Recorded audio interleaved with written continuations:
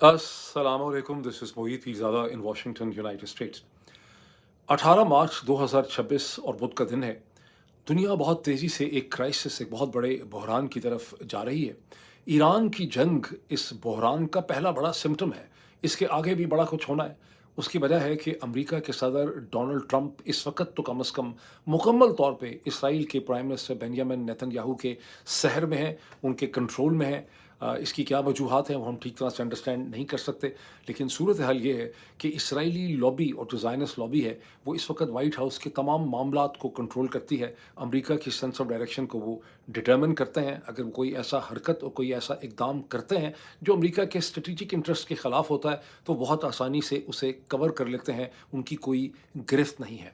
America के सदर Donald Trump की सूरत हाल ये है कि उनकी इस सेकेंड प्रेजिडेंसी में वो जो टीम अपने साथ लेकर आए हैं, जो उन्होंने खुद सेलेक्ट की है, उसमें कोई ऐसे मैच्योर या ताकतवर अशख़ास नहीं हैं, कोई ऐसे एडवाइज़र्स नहीं हैं जो उनके लिए कोई रेड लाइंस मुतय्यन कर सकें, उन्हें बता सकें कि उनके डूज़ एंड डोंट्स क्या होंगे, उनके कौन से एक्शंस जो हैं वो अमेरिका के और मगरबी दुनिया के वेस्टर्न अलायंस के स्ट्रेटिजिक इंटरेस्ट में हैं और कौन से नहीं हैं, और कौन से बटन दबाने से किस किस्म के ख़तरात जो हैं वो जन्म लेते हैं। अमेरिका के सदर अब तकरीबन इस वक्त 80 बरस के हो चले हैं, 80th ईयर में हैं। एक बच्चे की तरह की ज़हनी उनकी सूरत हाल है, जो चाहता है कि मैंने जो करना है मेरा रास्ता कोई ना रोके। जब आप ये वीडियो आखिर तक देखेंगे तो आप इन ख़तरात को बहुत बेहतर तौर पे समझ सकेंगे। अब आप में से कोई भी शख्स इस वक्त ऐसा नहीं है इस चैनल को देखने वाला जिसे ये मालूम ना हुआ हो कि अब से तकरीबन 12-14 घंटे पहले इसराइली एयरफोर्स ने एक हमला करके आधी रात के बाद ईरान के डॉक्टर अली लारेजानी, जो कि सेक्रेटरी थे, हेड थे सुप्रीम नेशनल सिक्योरिटी काउंसिल के, उन्हें हलाक कर दिया। ऑफ कोर्स डॉक्टर अली लारेजानी जो हैं वो हमारे मसले को, हमारे पॉइंट ऑफ व्यू से, बल्कि दुनिया की हर फ़िलॉसफी जो है मज़हब की, खा क्रिश्चियनिटी हो, जुडाइज़्म हो, हिंदुइज़्म हो, बुद्धिज़्म हो, उसके हवाले से एक शहीद हैं, एक मार्टर हैं। बिकॉज़ वो अपनी कौम के कॉज़ के लिए खड़े थे। उन्हें अपनी ज़िंदगी के सामने आने वाले हर ख़तरे का एहसास था, लेकिन उन्होंने मुकम्मल तौर पे अपने प्रिंसिपल पे एक स्टैंड लिया हुआ था और पूरी आंखें खोल के तमाम कॉन्शियसनेस से वो इस ख़तरे का मुकाबला कर रहे थे। वो अकेले नहीं मारे गए, उनके साथ ब्रिगेडियर जनरल ग़ुलाम रज़ा सुलेमानी, जो बसीज पैरामिलिट्री मिलिशिया है, ईरान की एक तरह से ये पुलिस है, अब कह लें हमारी जिस तरह से रेंजर्स होती है, वो उसके हेड जो थे वो भी इसी हमले में मारे गए। मुर्तज़ा लारेजानी, उनके साहिबजादे जो उनकी सिक्योरिटी के अरेंजमेंट्स करते थे, वो भी इसी हमले का शिकार हुए। अली रज़ा बैत जो उनके चीफ़ ऑफ स्टाफ थे, उनके ऑफिस के मामलात को देखते थे, वो भी इस हमले का शिकार हुए। और उसके अलावा बहुत से सिक्योरिटी गार्ड्स जो हैं वो भी इसी हमले का शिकार हुए। अब ये हमला बहुत कुछ डेमोन्स्ट्रेट करता है, इसके बहुत से एस्पेक्ट्स हैं। आप इस हवाले से बहुत से तबसरे सुन चुके होंगे, मैंने भी वो सारे तबसरे सुने हैं पाकिस्तानी सोशल मीडिया में, और बहुत लोगों ने बहुत अच्छा भी इसका अहाता करने की कोशिश की है। लेकिन इसका जो फुल स्कोप है इस पूरी सूरत हाल का, और इसके जो बहुत से पहलू हैं और इसके पीछे क्या हकीकतें हैं, उसका सही अदराक लोग जो हैं वो नहीं हो सकता उन तबसरों से जो मैं आपके सामने रखना चाहता हूँ। इसका पहली चीज़ ये डेमोन्स्ट्रेट करती है कि इसराइल की जो ह्यूमन इंटेलिजेंस है उसकी ईरान के बॉडी पॉलिटिक में और उसके सिस्टम ऑफ एडमिनिस्ट्रेशन के अंदर कितनी डीप पेनिट्रेशन है, और ईरान का अपना जो काउंटर टेररिज्म या उनकी जो प्रोटेक्टिव मैकेनिज्म है वो कितना ज़्यादा कमज़ोर है। लेकिन इसके अलावा भी इसमें बहुत सी चीज़ें हमें पता चलती हैं। और हमें सबसे ज़्यादा जो चीज़ है, हमें अपने आप से सवाल पूछना होगा कि इस वक्त इस मौके के ऊपर ये हमला क्यों हुआ, डॉक्टर अली लारेजानी को रास्ते से क्यों हटाया गया, उन्हें क्यों एलिमिनेट किया गया, और उनको मारने से इसराइल और वहाँ की मिलिट्री इस्टेब्लिशमेंट या वहाँ की जो एक इस्टेब्लिशमेंट है उसने क्या हासिल करने की कोशिश की है। इसकी टाइमिंग बड़ी इंपॉर्टेंट है, इसकी इम्प्लिकेशंस भी बहुत ज़्यादा इंपॉर्टेंट है। मूविंग फॉरवर्ड मैं आपको याद करवाऊंगा कि जो मेरा पिछला वीलॉग था, इस वीलॉग से पिछला मेरा जो वीलॉग था, उसमें मैंने आपके सामने ये मंजरनामा रखा कि अमेरिका के सदर डोनाल्ड ट्रंप किस तरह से अपने आप को आइसोलेटेड महसूस कर रहे हैं, कैसे वो आइसोलेटेड हैं, तनहा रह गए हैं, उनके ऊपर बेइंतहा ज़हनी प्रेशर है जब वो देखते हैं कि उनके जो ट्रेडिशनल एलाइज हैं यूरोपियन ममालिक और उनके जो नॉन यूरोपियन एलाइज हैं, उन्होंने उनका साथ नहीं दिया जो वो हुर्मज़ अलायंस कोएलिशन बनाना चाहते थे।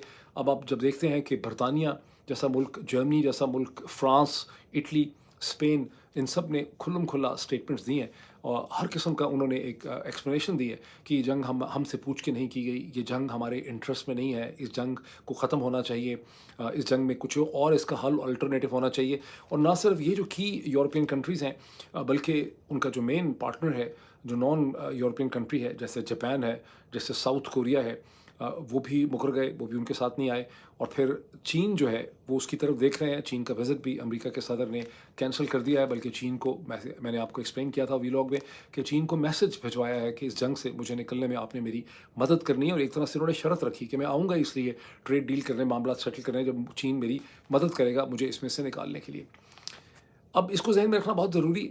इसको ज़हन में रखें कि डोनाल्ड ट्रंप ने जब यूरोप की तरफ देखा होर्मुज़ खोलने के लिए, स्ट्रेट ऑफ होर्मुज़ खोलने के लिए, और नेटो की तरफ उन्होंने देखा, तो अमेरिका को नेटो से कोई, अमेरिका ही असल में नेटो की सबसे बड़ी मिलिट्री फ़ोर्स है।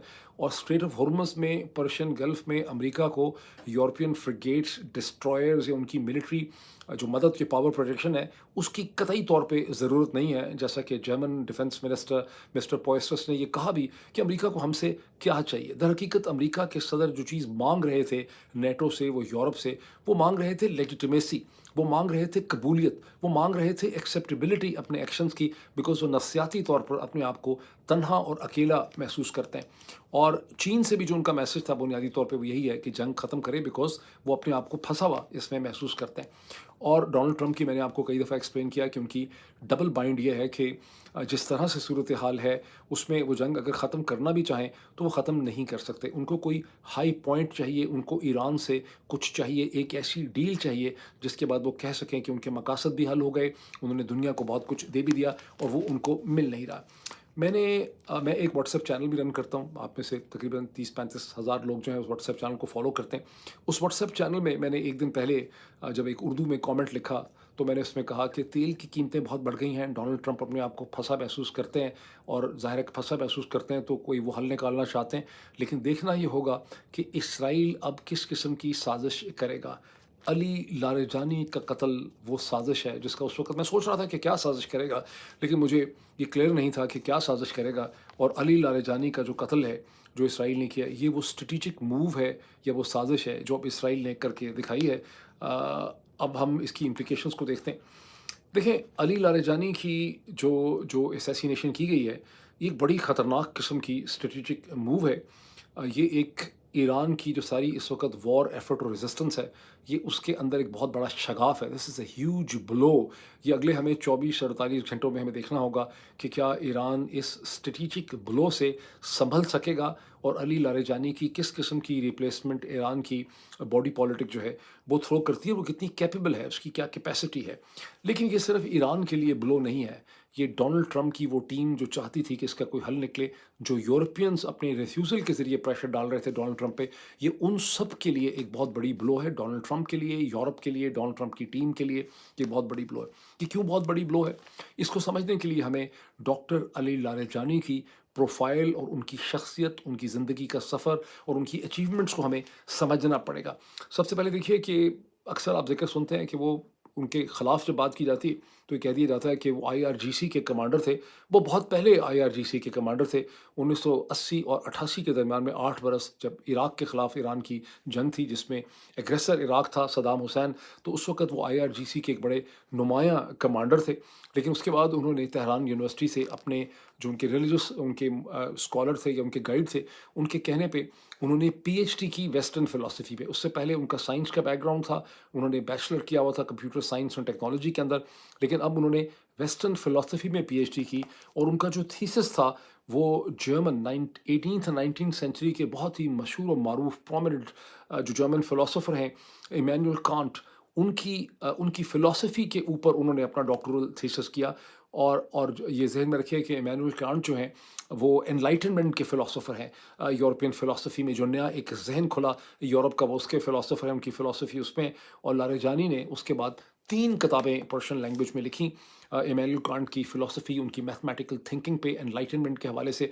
और उनका बेसिक जो क्वेस्ट था, जो उनकी रिलीजियस स्कॉलर जिन्होंने उनको कहा कि आप ये पीएचडी करें इमैनुअल कांट में, उसमें उनका मकसद नज़र ये था कि इस्लाम के दरमियान में और मगरिब के दरमियान में, असर हाज़र के इस्लाम और असर हाज़र के मगरिब के दरमियान में कैसे ब्रिजेस ऑफ अंडरस्टैंडिंग बिल्डअप की जा सकती हैं, कैसे एक एनलाइटेंड मुस्लिम माशरा खड़ा किया जा सकता है जो दुनिया के साथ कंधा मिला के, दुनिया के साथ ब्रिजेस ऑफ अंडरस्टैंडिंग डेवलप करके आगे बढ़ सके। तो डॉक्टर अली लारेजानी आईआरजीसी के कमांडर नहीं थे, वो एक राइटर थे, एक थिंकर थे, एक फ़िलॉसफ़र थे। लेकिन आगे चलें ڈاکٹر علی لاریجانی کی چونکہ پیدائش عراق میں ہوئی تھی، اس لیے وہ عربک لینگویج میں بھی فلوئنٹ تھے. وہ ایران کے انٹرنیشنل نیگوشیٹر تھے، انگلش میں بھی فلوئنٹ تھے. پرشین آف کورس ان کی زبان تھی، اس میں بھی فلوئنٹ تھے ہی. لیکن چونکہ انہوں نے جرمن فلاسفر کو سمجھا، ڈاکٹرل تھیسس تھا، وہ جرمن زبان سے بھی واقفیت رکھتے تھے. مغرب کے کلچر کو وہ بہت اچھی طرح سے انڈرسٹینڈ کرتے تھے. موونگ فارورڈ، 1990 سے 2004 کے درمیان کا جو ٹائم پیریڈ ہے، اس میں وہ کئی دفعہ منسٹر رہے، منسٹر فار کلچر رہے، ایجوکیشن کے ساتھ رہے، ڈفرینٹ کیپیسٹیز انہوں نے ہینڈل کی. پھر 1994 سے لے کے 2004 تک 12 برس تک وہ ایران کا جو اسٹیٹ براڈ کاسٹر IRIB ہے، اس کو وہ ہیڈ کرتے رہے. اس حوالے سے انہوں نے بہت زیادہ ٹریول کیا، میڈیا اور نیریٹو اور اس کی سائنس کو انہوں نے سمجھا. 2005 اور 2007 میں ڈاکٹر علی لاریجانی پہلی دفعہ ایران کی سپریم نیشنل سیکیورٹی کونسل کے سیکرٹری، اس کے ہیڈ بنے. یہ وہ کیپیسٹی ہے جس میں علی لاریجانی نے امریکہ اور یورپ کے ساتھ نیوکلیئر ڈیل کے پروسیس کا انہوں نے آغاز کیا، جو پروسیس 2008 سے چلا، تقریباً 7-8 سے چلا. 8 برس کے بعد 2015 میں joint comprehensive plan of action, جس کو U S Iran nuclear deal کے طور پہ کہا جاتا ہے، وہ کمپلیٹ ہوا. اور حالانکہ وہ 2007 کے بعد سیکرٹری نہیں تھے نیشنل سیکیورٹی کونسل کے، لیکن بیہائنڈ دا سینس وہ پرنسپل فورس تھے جو اس ڈیل کو سیمنٹ کر رہی تھی اور اسے لے کے آگے چل رہی تھی. اس سے آپ اندازہ لگا سکتے ہیں کہ انہیں ویسٹرن تھنکنگ کا، ویسٹرن اسٹریٹجک کنسرنس کا، ایران کے اسٹریٹجک کنسرن کا اور کیا تھنکنگ ہے، اس کا ان کو بہت بہتر اندازہ تھا. لیکن یہ جملہ میرا بڑا انکمپلیٹ رہ جائے گا جب تک میں آپ کو یہ نہ بتاؤں کہ joint comprehensive plan of action میں، اس کو 5+2 بھی کہتے ہیں، اس میں ایک طرف اگر ایران تھا تو دوسری طرف جو نیگوشیٹنگ پارٹنرز میں امریکہ کے ساتھ برطانیہ تھا، فرانس تھا، جرمنی تھا. That is why it is call, یہ ہو گئے 5. 5+2 کون تھے؟ اس میں چین بھی تھا، اس میں روس بھی تھا.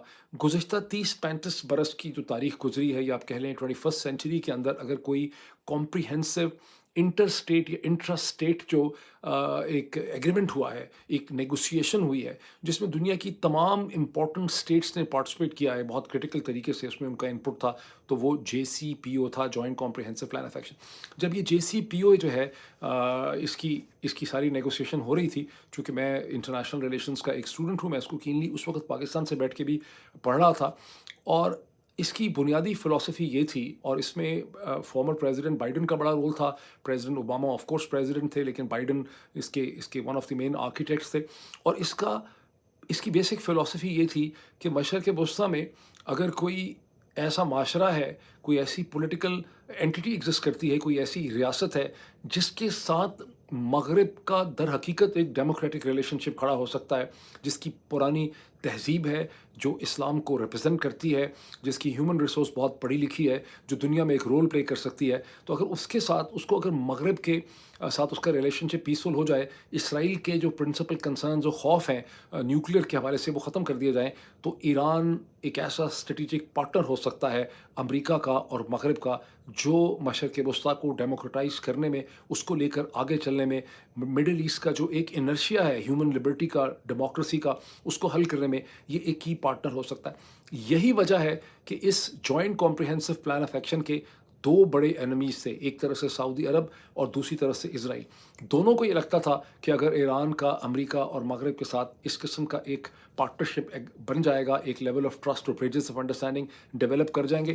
ذہن میں رکھیے کہ پیچھے کون تھا؟ ڈاکٹر علی لاریجانی. کون تھا؟ یورپین فلسفی، کنٹمپرری سویلائزیشن، ایمینول کانٹ کو سمجھنے والا، اس کو پیچھے سے ڈرائیو کر رہا تھا. دوسری طرف سے اس کو کون ڈرائیو کر رہا تھا؟ اس کو ڈرائیو کر رہا تھا پریزیڈنٹ اوباما اور اس کی ٹیم. اور کوشش یہ تھی کہ اگر ایک دفعہ ہماری ریلائنس ایران کے اوپر آ جائے گی تو ہماری جو بادشاہوں کے اوپر ریلائنس ہے اور ہماری جو اسرائیل کے اوپر ریلائنس ہے، اس میں کمی آ جائے گی.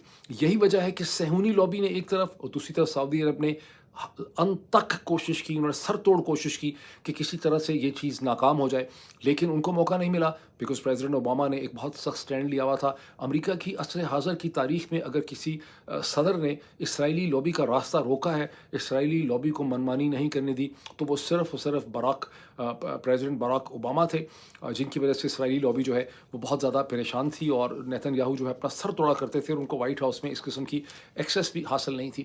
اور یہی وجہ ہے، یہی وہ بیک گراؤنڈ ہے کہ جیسے ہی اوباما، جیسے ہی ڈونلڈ ٹرمپ جو ہیں وہ امریکہ کے प्रेसिडेंट बने 2017 में, तो जो पहला उन्होंने अपना एग्जीक्यूटिव डिसीजन लिया, उन्होंने इस joint comprehensive plan of action से अमेरिका को निकाल लिया, and rest of that is history. लेकिन इस बैकग्राउंड को समझना, प्रेजेंट क्राइसिस जो आप देख रहे हैं, इसके लिए इस बैकग्राउंड को समझना जो है बहुत ज़रूरी है।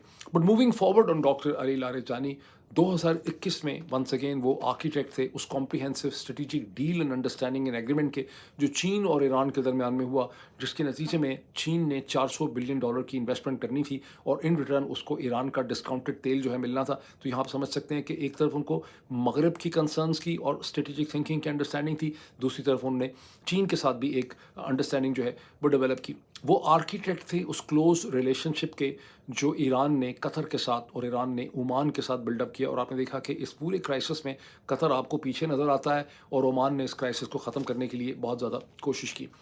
अब मैं थोड़ा सा वापस आ जाऊँ गुज़िश्ता चंद दिनों के वाक़यात के ऊपर इस जंग पे। बदर बिन हमाद अल बुसैदी जो ओमान के फॉरेन मिनिस्टर हैं, जो ओमान और जनेवा के अंदर ईरान और अमेरिका के दरमियान में डील करवाने की कोशिश कर रहे थे, उसको मेडिएट करवा रहे थे। आप उनकी स्टेटमेंट से वाकिफ़ हैं, उन्होंने ट्विटर पे लिख के भी स्टेटमेंट दी, अमेरिकन टेलीविज़न नेटवर्क में भी वो आए जब जंग शुरू हुई, वहाँ आके उन्होंने एक्सप्लेन किया कि उनको लग रहा था कि एक कंप्लीट अंडरस्टैंडिंग डेवलप कर रही है, और उनको समझ नहीं आया कि अमेरिका ने हमला क्यों कर दिया है, बिकॉज बहुत ज़्यादा प्रोग्रेस जो है वो जनेवा के राउंड में हो रही थी।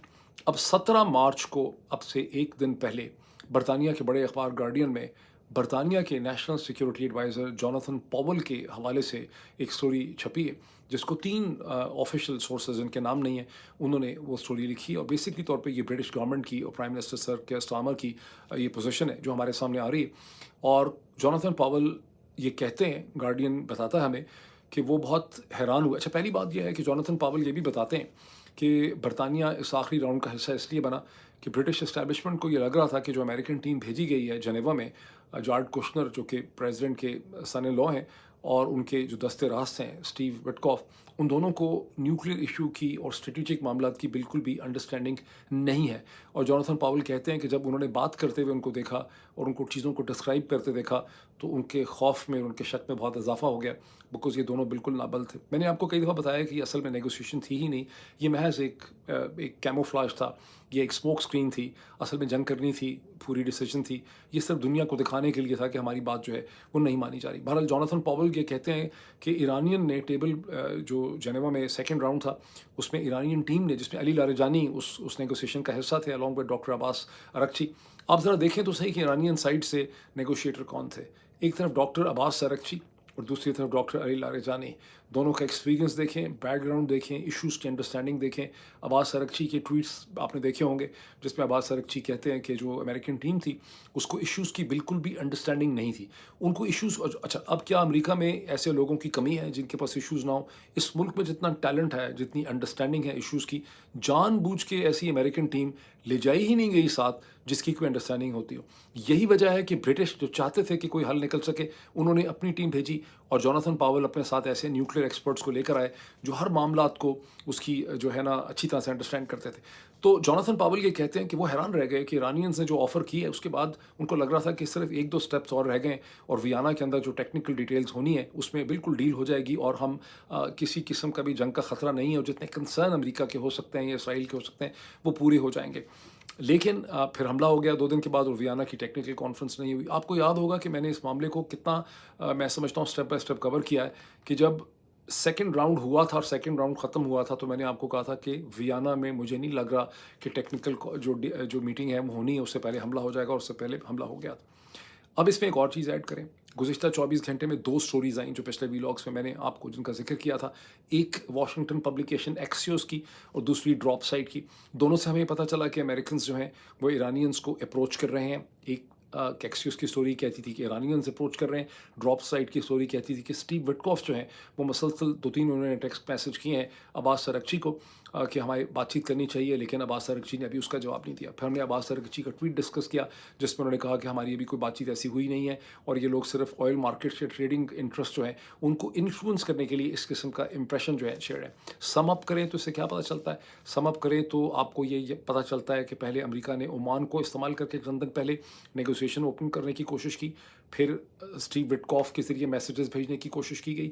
پھر تیسرا یہ ہے کہ چین کی طرف میسیج بھیجا گیا کہ آپ اسے کہتے ہیں اس کا کوئی حل نکالیں، میں تبھی آؤں گا، میں کہ تبھی آؤں گا، یا میں کہ جاؤں گا یا آؤں گا جب اسے کہتے ہیں پہلے میری آپ ایک ڈیل جو ہے وہ کروا سکیں. اب بدقسمتی کیا ہے امریکہ کے صدر کی کہ اسٹیو وٹکاف جو ہیں، اب یہ بہت زیادہ لوگ کہہ رہے ہیں اور بات بڑی صاف نظر آتی ہے کہ ان کے اپنے داماد جارڈ کشنر اور ان کے دست راست اسٹیو وٹکاف دونوں نیتان یاہو کے لیے اور اسرائیلی اسٹیبلشمنٹ کے لیے کام کرتے ہیں. یعنی ڈونلڈ ٹرمپ کو اپنی کسی کمیونیکیشن اور اسٹریٹجی جو ہے اس پہ بھی کانفیڈینشیل کنٹرول نہیں ہے. سمنگ اپ، لیٹس ایکچولی سم اپ.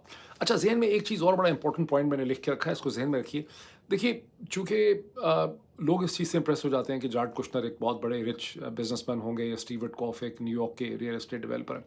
امریکہ کا سسٹم بہت بڑا ہے، یہ ایک $30 ٹریلین کی اکانومی ہے. اس میں یہ بزنس مین جن کو بڑا بزنس مین کہا جا رہا ہے اور کہہ دیا جاتا ہے، مطلب بس ایک عرض راہ ہمدردی، یہ کوئی بڑے بزنس مین نہیں ہے. یہ کوئی امریکہ کے کانٹیکس میں ملک ریاض یا حبیب رفیق گروپ نہیں ہے کنسٹرکشن کا یا ریئل اسٹیٹ کا، جن کا سائز بزنس کا اکانومی کے حساب سے اتنا بڑا ہوتا ہے کہ وہ گورنمنٹ کے اندر ان کی ڈیپ پینیٹریشن انفلوئنس ہوتا ہے. حبیب رفیق گروپ ہو یا ملک ریاض اور بحریہ ٹاؤن ہو، ان کو گورنمنٹ کی بہت انڈرسٹینڈنگ ہے، بیکاز ریگولیشن کا، لا کا، پالیسی میکنگ کا ان کو ادراک ہے، وہ اس کو انفلوئنس بھی کرتے ہیں. یہ اسٹیو وٹکاف، جارڈ کشنر امریکہ کے پوائنٹ آف ویو سے بہت چھوٹے کیریکٹرز ہیں. امریکہ کے پوائنٹ آف ویو سے جو بڑے بزنس کیریکٹرز ہوتے ہیں وہ ہیں جو بڑی بڑی ملٹی نیشنل کارپوریشن جیسے مائکروسافٹ ہے، جیسے ایپل ہے، اس کو ہیڈ کرتے ہیں، جہاں ان کو گورنمنٹ کی پالیسی کے ساتھ، ریگولیشن کے ساتھ، یورپینز پالیسی کے ساتھ، لیٹن امریکہ کے ساتھ، انٹرنیشنل بینکنگ اور فائنینس کے ساتھ ان کو ڈیل کرنا پڑتا ہے. ان کے طاقتور بورڈ آف گورنرز ہوتے ہیں جن کے ساتھ انہیں ڈیل کرنا ہوتا ہے، میڈیا کے ساتھ ڈیل کرنا ہوتا ہے. یہ دو چار بلڈنگ بنا لینا، ادھر کوئی ایک چیز ڈیولپ کر لینا، یہ امریکہ کے کانٹیکس میں بڑا بزنس مین نہیں ہے. لیکن میں یہ صرف اس لیے بتا رہا ہوں کہ جن لوگوں کو بڑی پالیسی ڈیسیجنز کے لیے سلیکٹ کیا گیا ہے، ان کا بڑی ڈیسیجن میکنگ کا کسی بھی قسم کا کوئی بیک گراؤنڈ اور ایکسپیرینس نہیں تھا. یہ صرف جسے کہتے ہیں نا اقربا پروری، نیپوٹزم ہے، یہ وہ ہمارے سامنے ہو رہی تھی. اب ہم اس کو سم کرتے ہیں، واپس آ جائیں علی لاریجانی. علی لاریجانی کا جو میں نے آپ کو پروفائل اور بیک گراؤنڈ رکھا اور ان کی میں نے اچیومنٹ زندگی کا سفر بتایا. Ali Larijani was a systems man. He was a system controller and a system developer. وہ ایک ماسٹر مائنڈ تھے، اسٹریٹجک تھنکر تھے، اور وہ ایکچوئل ایگزیکٹو سکسیسر تھے آیت اللہ علی خامنہ کے، جو ایران کے سسٹم کو 37 برس سے ریپرزینٹ کر رہے تھے. سپریم لیڈر علی خامنہ کے جو اصل جانشین تھے وہ ڈاکٹر علی لاریجانی تھے، جنہیں انہوں نے اپنی زندگی میں، نوئنگ دس تھنگ کہ میری وقت شہادت آ چکا ہے، انہوں نے ان کو اپوائنٹ کیا تھا. اور جب وہ سٹوری چھپی تھی بہت ڈیٹیل سے ایرانین سورسز سے، نیو یارک ٹائمز کی، تو میں نے اس وقت بھی آپ کو بتایا تھا کہ ان کی تمام تر معاملات اور ان کی تمام جو پاور کی ڈیولیوشن ہے وہ ٹرانسفر ہو گئی ہے علی لاریجانی کو. مسعود پزشکیاں، عباس سرکچی اور جو سپریم کونسل وغیرہ بنائی گئی ہے، یہ صرف آپٹکس کے طور پہ. اسی طرح سے ان کے صاحبزادے مجتبیٰ خامنہ کی جو سلیکشن کی ہے، یہ صرف ایک پوسٹر بوائے ہیں، یہ کوئی ڈیسیجن میکر نہیں ہے، اور در حقیقت ان کے ہاتھ پہ کچھ بھی نہیں ہے، ان کا کوئی ایکسپیرینس بھی نہیں. اب سے 1-2 دن پہلے 16 مارچ کو نیو یارک ٹائمز میں ایک بہت ہی detail story once again Farnaz Fassihi کی چھپی with lot of sources from inside Iran. بہت پڑھنے والی سٹوری، اگر آپ دیکھ سکیں. وہ سٹوری بیسکلی یہ بتاتی ہے کہ، اور یہ علی لاریجانی کی شہادت سے 1 دن پہلے سٹوری چھپی. وہ سٹوری بتاتی ہے کہ علی لاریجانی نے بڑی کوشش کی کہ جو اسمبلی آف ایکسپرٹس تھی 88 ممبرس کی، وہ مجتبیٰ خامنہ کو فائنلائز نہ کرے. اسمبلی آف ایکسپرٹس نے 3 مارچ کو ہی مجتبیٰ خامنہ کو فائنلائز کر لیا تھا، لیکن علی لاریجانی نے سسٹم میں اپنا انفلوئنس، اثر و رسوخ استعمال کرتے ہوئے اس خبر کو روک دیا.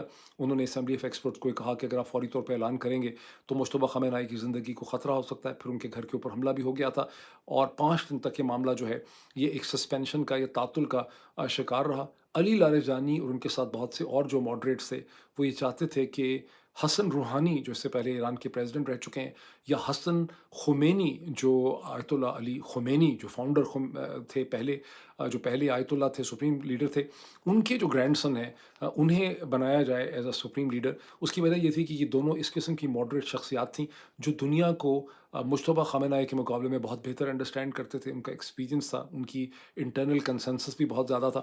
پھر ایک اور جو بہت بڑا ریزن تھا اس کا، وہ یہ تھا کہ یہ ریولوشن جس بنیاد پہ آیا تھا کہ ایک آپ نے خاندانی جو ہے حکومت اسٹیبلش نہیں کرنی، ڈینسٹی نہیں ہوگی۔ ایک اور بہت بڑا پرنسپل جو اسلام کی تاریخ کے شروع سے ہے، جس کی وجہ سے حضرت علی رضی اللہ تعالیٰ پہلے خلیفہ، حضرت علی رضی اللہ تعالیٰ پہلے خلیفہ جو ہیں وہ نہیں بن سکے تھے، بیکاز اس وقت بھی پرنسپل سکسیشن کا تھا کہ خاندان سے جو ہے وہ شخص جو ہے وہ نہیں ہونا چاہیے۔ یہی وجہ ہے کہ حضرت ابو بکر رضی اللہ تعالیٰ عنہ جو ہیں انہیں اس وقت سلیکٹ کیا گیا تھا۔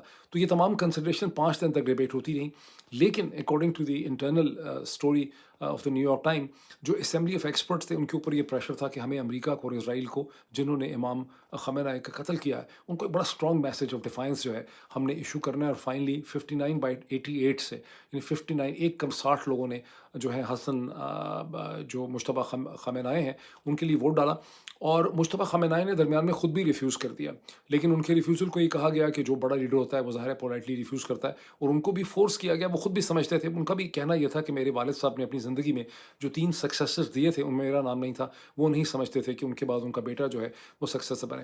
اچھا، اب یہ ساری کی ساری جو کہانی ہے، اس سے آپ کو یہ پتہ چلتا ہے کہ لاریجانی کا، ڈاکٹر علی لاریجانی کا سسٹم کے اندر کس قسم کا انفلوئنس تھا۔ وہ ایک طرف تو IRGC ان کی رسپیکٹ کرتی تھی، ملٹری رسپیکٹ کرتی تھی، جتنے ریلیجس فیکشنز تھے ان کی پالیٹکس کو، ان کی ضروریات کو بھی وہ انڈرسٹینڈ کرتے تھے، وہ سسٹم میں کنسنسس پیدا کر سکتے تھے۔ چین کے اندر کی اسٹریٹجی تھنکنگ کو وہ سمجھتے تھے، عرب ممالک کے ساتھ ان کا انٹریکشن تھا، رشیا کے ساتھ ان کا انٹریکشن تھا، امریکنز کے ساتھ، یورپینز کے ساتھ ان کا انٹریکشن تھا، اور جہاں اخبارات میں ان کو IRGC کہہ دیا جاتا ہے، یہ اسرائیلی ان کے خلاف نفرت کا اظہار کرتے ہیں، اصل میں there was a grudging respect for the intelligence, genius and functionality and sense of leadership of this man, جس کو اس وقت نیتن یاہو نے اس راستے سے ہٹا دیا۔ اچھا، اس میں اب نیتن یاہو نے کیا کیا ہے؟ نیتن یاہو نے ایک ایسے پریگمیٹسٹ کو، ایک ایسے ڈیسیجن میکر کو راستے سے ہٹایا ہے جس کو ایکسٹرنل انٹرنل جو سچویشن ہے اس کے ساتھ وہ کنیکٹڈ تھا، جو ماسٹر مائنڈ تھا، اور جو ڈونلڈ ٹرمپ کو چین کے ذریعے ایک ڈیل پرووائڈ کر سکتا تھا۔ ڈونلڈ ٹرمپ کو ایک ڈیل چاہیے نکلنے کے لیے، وہ ڈیل اس وقت دنیا میں صرف چین دے سکتا ہے یا روس دے سکتا ہے، اور ڈونلڈ ٹرمپ کی کوشش تھی کہ چین ان کو ڈیل دے۔ جو بندہ وہ ڈیل دے سکتا تھا سسٹم کے اندر سے، اس کو نیتن یاہو نے راستے سے ہٹا دیا۔ اب ایران اسٹیج کے اوپر ایک آپ کو ہیڈ لیس سسٹم ہے، جس کے اندر IRGC جو ہے وہ زخمی ہے، دے آر ریئیکٹو، وہ انتقام لینا چاہتے ہیں۔ دوسری طرف ڈونلڈ ٹرمپ ایک بچے کی طرح ضد میں ہے، شدید غصے کے اندر ہیں، وہ چاہتے ہیں کہ مجھے مانا جائے کہ میری ڈیسیجن میکنگ ٹھیک تھی، میں نے اس طرح سے چیزیں ہینڈل کر لوں جس سے یہ ثابت ہو جائے دنیا کو کہ میں نے کتنا کچھ اچیو کیا، کوئی اور امریکن پریزیڈنٹ یہ سب کچھ اچیو جو ہے وہ نہیں کر سکا۔ یورپ اور نیٹو کا جو ریفیوزل ہے، جاپان اور کوریا اور چائنا کا جو شٹ اپ کال ہے، اس سے بعد ان کے غصے میں اور بہت زیادہ شدید اضافہ ہو چکا ہے۔ اور جب ان کی پہلی پریزیڈنسی تھی تو اس وقت کم از کم ملٹری میٹرز میں، نیشنل سیکیورٹی کے میٹرز میں 3 انتہائی سینئر ریٹائرڈ جنرلز جو ہیں وہ ان کے رائٹ لیفٹ کے اوپر تھے۔ اس وقت general James Mattis, general John Kelly, general HR McMaster, کوئی ان کا NSA تھا، کوئی ان کا سیکرٹری ڈیفینس تھا، کوئی ان کا چیف آف سٹاف تھا، اور وہ ان کو ہر قسم کے ڈیسیجن میں ایک دائرے میں رکھتے تھے۔ جو میں نے آپ کو شروع میں کہا کہ اس وقت ڈونلڈ ٹرمپ کی ٹیم میں کوئی ایسا ہے ہی نہیں جو ان کے لیے ریڈ لائنز کھڑی کر سکے، تو ریڈ لائنز ایگزسٹ نہیں کرتی۔ اب اس ساری کرائسس کے اندر ایک ایسا ریزگنیشن بھی آیا ہے جو کینٹ کا ریزگنیشن ہے، جو کہ ڈائریکٹر تھے of the directorate of the national intelligence میں، اور نیشنل جو سینٹر ہے، نیشنل کاؤنٹر ٹیررزم کے سینٹر کے وہ ڈائریکٹر تھے۔ جو کینٹ نے اپنے ریزگنیشن میں پریزیڈنٹ کو مخاطب کرتے ہوئے کہا ہے، انہوں نے کہا کہ میں موجودہ سرکمسٹانسز میں ایران کی اس جنگ جو ہے، میں جس طرح سے یہ جنگ کی جا رہی ہے، انڈر دس سرکمسٹانسز میں اپنی پوزیشن کے اوپر نہیں رہ سکتا، میں بہت زیادہ ڈسٹرب ہوں اس حوالے سے۔ میں سمجھتا ہوں کہ حالات نے ثابت کر دیا ہے، یہ بالکل نظر آ رہا ہے کہ ہم اس جنگ میں، اسرائیل کی لابی نے ہمیں دباؤ دے کر امریکہ کو اس جنگ میں دھکیل دیا ہے، یہ ہماری جنگ نہیں ہے۔ انہوں نے کہا کہ اسرائیل کی لابی نے پہلے ایک امریکہ کے اندر ایکو چیمبر کھڑا کیا پریزیڈنٹ کے آگے پیچھے، جس کے اندر میڈیا کے پرومیننٹ شخصیات بھی تھیں، اس کے اندر لابی کا بڑا رول تھا، بہت سے پولیٹیشین تھے۔ اس ایکو چیمبر نے ایک ایسا نیریٹو شیپ کیا جس میں انہوں نے جو ہے یہ فیلنگ پیدا کی جیسے کہ ایران جو ہے وہ امریکہ کے لیے ایک تھریٹ ہے، حالانکہ ایران امریکہ کے لیے تھریٹ ہرگز نہیں تھا۔ اور اس طرح سے حالات پیدا کر کے اسی طرح کے ایکو چیمبر نے پہلے ہمیں عراق کی جنگ کے اندر بھی دھکیلا تھا۔ انہوں نے یہ بھی مینشن کیا کہ وہ ایک وار ویٹرن ہے، امریکن فوج کے ساتھ ان کا تعلق رہا، اور 11 کامبیٹ آپریشنز میں وہ انہوں نے پارٹیسپیٹ کیا on behalf of the American national interest. تو ظاہر ہے کہ امریکہ میں اس چیز کی بڑی رسپیکٹ ہے۔ انہوں نے کہا کہ وہ گولڈ سٹار ہسبینڈ بھی ہیں، بیکاز ان کی پیاری بیوی شانون کینٹ جو ہے وہ سیریا میں جو ہے ایک इसी तरह के ऑपरेशन में वो हलाक हुई, मारी गईं। और वो उन्होंने कहा कि सीरिया की वो जंग भी बदकिस्मती से हम इसराइल की वजह से वो जंग जो थी जिसमें हम फंसे हुए थे, तो उन्होंने कहा कि इसराइल ने हमें जंग में फंसा दिया है, और उन्होंने कहा कि इसकी बड़ी शदीद इम्प्लीकेशंस होंगी। अब ये वो सिचुएशन है जिसमें डोनाल्ड ट्रंप गुस्से से पागल हो चुके हैं।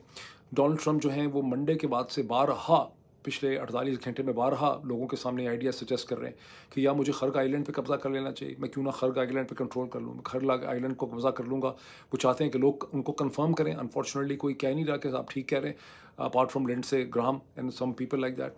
या वो कह रहे हैं कि मैं स्ट्रेट ऑफ हॉर्मस पे कब्ज़ा कर लूँ। जो 2500 कमांडो लेवल के मरीन्स जो हैं वो जापान के करीब से डिस्पैच किए गए, वो पर्शियन गल्फ में पहुँच चुके हैं। और रॉयटर्स की जो स्टोरी है जिसका आप जिक्र पहले भी सुन चुके हैं, वो ये है कि जीसीसी की तकरीबन तमाम ही कंट्रीज़ अब इस वक्त डोनाल्ड ट्रंप को कह रहे हैं, मेरा ख्याल कतर को छोड़ के, कतर और ओमान को छोड़ के, कि ईरान को एक ही दफ़ा अमेरिका को ख़त्म कर देना चाहिए ताकि उसके बाद हम सुख का सांस लें और हमारी इकोनॉमीज़ जो हैं वो महफूज रह सकें। मुझे बहुत ज़्यादा शक है, मुझे इसमें कोई शक नहीं है कि अगले 48 घंटों में मुझे लग रहा है कि इस किस्म का कोई हमला होगा, या तो स्ट्रेट ऑफ हॉर्मज़ के ऊपर होगा, या इसे कहते हैं आइलैंड ऑफ खर्ग के ऊपर होगा। अब सिर्फ डिबेट ये हो रही है कि आइलैंड ऑफ खर्ग पे जाना चाहिए या स्ट्रेट ऑफ हॉर्मज़ को कब्ज़ा कर लेना चाहिए। और इसको इस चीज़ से भी तक़वीत मिलती है कि 2 दिन से 48 घंटों से जो कोस्ट लाइन है बंदर अब्बास के से लेकर ऊपर तक कई सौ मील की, उस पे अमेरिकन एयरफोर्स जो है वो 5000 पाउंड के बम फेंक रही है। इससे पहले आपने 2000 पाउंड के बम सुने थे जो गज़ा में बहुत फेंके गए, जो कुछ अर्सा पहले तेहरान के आगे पीछे भी फेंके गए। तो 2000 पाउंड के बम को आपने सुना था, लेकिन इस वक्त अमेरिकन नेवी और एयरफोर्स जो है वो ईरान की कोस्टल एरियाज़ में जो स्ट्रेट ऑफ हॉर्मज़ के ईरान साइड के ऊपर है, वहाँ पर 5-5 हज़ार पाउंड के बम फेंक रही है, जिसका मकसद ये है कि जितने भी ईरानियन गैरजन्स हैं, छोटे टाउन्स हैं जहाँ ईरान की मिसल सिस्टम्स हैं, या बेस या उनके अंडरग्राउंड भी सिस्टम्स हैं, या उनके पास फैसिलिटीज़ हैं जहाँ से वो ड्रोन उड़ा सकते हैं, उन सबको तबाह किया जा रहा है। तो ज़ाहिर है कि वो सॉफ्टनिंग है जिसको मिलिट्री टर्म में कहते हैं। इसके बाद ग्राउंड ऑपरेशन वहाँ होना है। प्लान इस किस्म का है कि चंद हज़ार फौजी जो हैं वो स्ट्रेट ऑफ हॉर्मज़ को कंट्रोल कर लें, एक ब्रिज हेड बन जाए, और एक बहुत बड़ी अचीवमेंट होगी कि हमने स्ट्रेट ऑफ हॉर्मज़ को खोल दिया है। उसके बाद ईरान के अंदर से जो भी लड़ाई होगी, तो जितनी एयर सुपीरियरिटी अमेरिका के पास है, उनका ख्याल है कि हम उसे कंट्रोल कर लेंगे। क्या होगा ये मैं कह नहीं सकता, लेकिन मुझे जो लग रहा है कि जो प्लानिंग है वो मैंने आपके सामने रख दी। अब ईरान की मौजूदा सूरत हाल में एक बहुत ही रिएक्टिव किस्म की लीडरशिप है जो कयास का शिकार है, और यहाँ पर अब आपको बेंजामिन नेतन्याहू और इसराइल की पूरी स्ट्रेटजी बड़ी क्लियर नज़र आती है। वो ईरान को उस किस्म के एक कयास के अंदर एक डिसऑर्डर में धकेल देना चाहते हैं, जिस तरह का इससे पहले आपने सीरिया में देखा या आपने लीबिया के अंदर देखा। अब ज़हन में रखें कि ये ईरान पहला मुल्क नहीं है। इस वक्त जब आप रोज़ की ख़बरें देखते हैं लोग टॉपिकल, तो उनको ऐसा लगता है कि इससे ईरान और इसराइल का ही मुकाबला हो रहा है। ईरान ग़ालिबन 5वां मुल्क होगा। पहला लेबनान था, दूसरा इराक़ था, तीसरा लीबिया था, चौथा सीरिया था।